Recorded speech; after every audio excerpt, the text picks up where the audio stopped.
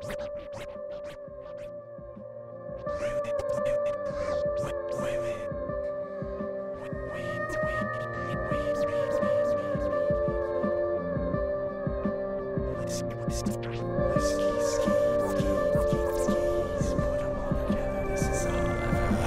bend me like branches left in autumn's wake. So here's the testament of flesh and bone about the heart you break. Too little to play the fiddle, I already whittled away. Yeah, I tried to keep it simple, but little by little you drifted away. It takes two to burn a bridge, two to live with incongruency, but one to spread their wings and fly the coop with such uncertainty. My somber songbird, fly high with the sun gods. Just don't be surprised when the skies riddle with gunshots. All right, gentlemen, we have a new...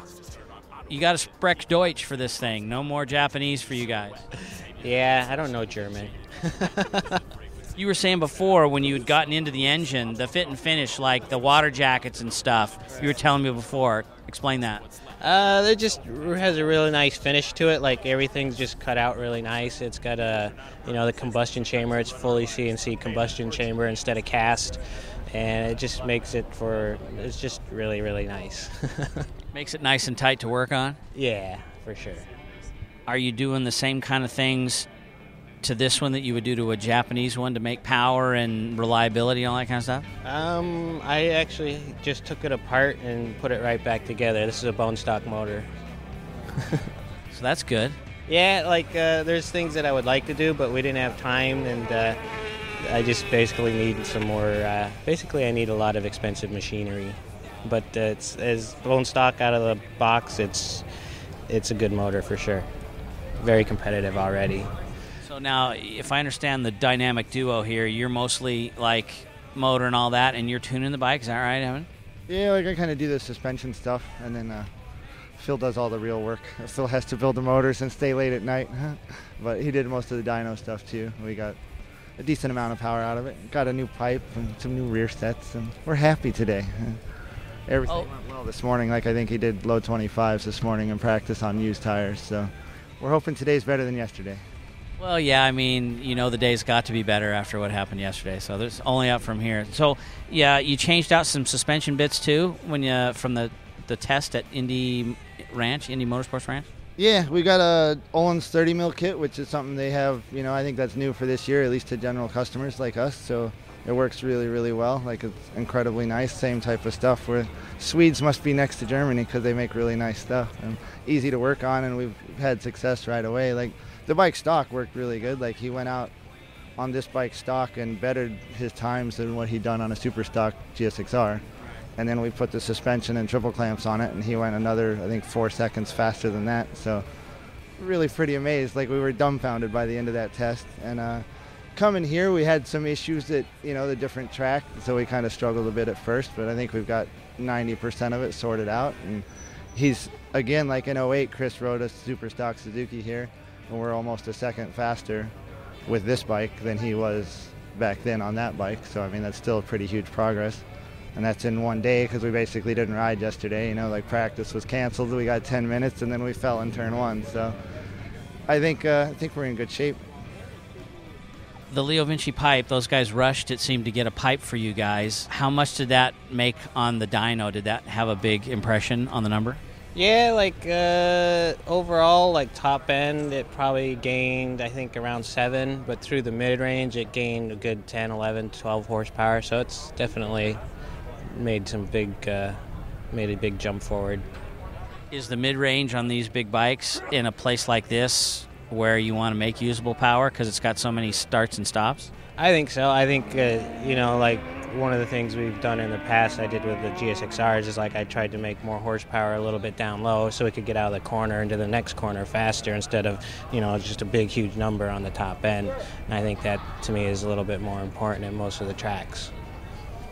Well, thanks, gentlemen. It's great that you got this effort going. It's got a lot of buzz, so good on you. Appreciate it. Thanks. We gotta thank John and Jennifer Cartwright, Iron Horse Motorcycles, Iron Horse BMW in Tucson, because it's actually their bike, and they brought it over to our shop just to go to a track day, and from that it spiraled into this, which is really cool for us and really cool for them too, we hope. So definitely thanks to them.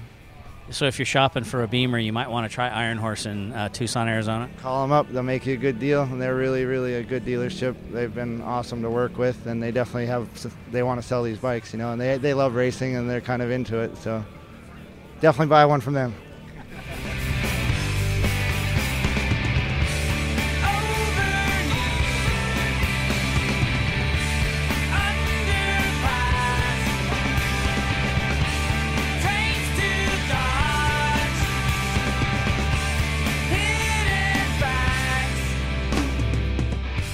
All right, Chris Peris, and now what's the first thing you've got to tell us? It's something very important.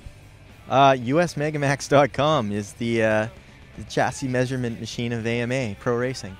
And Iron Horse, BMW, ESP, all good guys. Use them. So how goes the Beamer? They aligned your wheels with that thing the other day. Yeah, it's, I mean, the bike's really coming along, and it's always tough showing up with a bike you've never really ridden too much and no one's got a lot of notes on, so it's, practice getting cut yesterday definitely kind of hurt us, but we, took a few steps forward in practice this morning, changed the bike around last night, and we were able to kind of take another half second off what we've done, and, the bike just keeps getting better and better every time we're on track, so we're hoping for good things in the race day. Yeah, Evan was talking about power, that you're able to run with some of these incredible factory-backed efforts here in terms of power-wise on the front straight. Yeah, we just got the Leo Vigency exhaust on there, and I mean, we're just running this spec fuel, and I mean, we're able to hang with some of the Osh bikes and stuff. It's pretty unbelievable for how stock this motorcycle is, just how close it can run to the front. I mean, it's really an unbelievable machine. We were talking on the show the other night about the factory bits like the traction control system and the quick shifter that come with it, and you're using that stuff. Yeah, we definitely out of a lack of budget and stuff. We're running the thing stock, and I mean it's just unreal. We're using all the stock electronics, shifters, and I mean everything just seems to be working together. We're kind of getting a better hang of it, and I mean it's all coming along slowly. So this Iron Horse BMW, even though it speaks a foreign language, it's a good language for you. Yeah, it's, once we get a few more rides on this thing, I think we'll be pretty confident we could put it up front. Good luck. Thank you.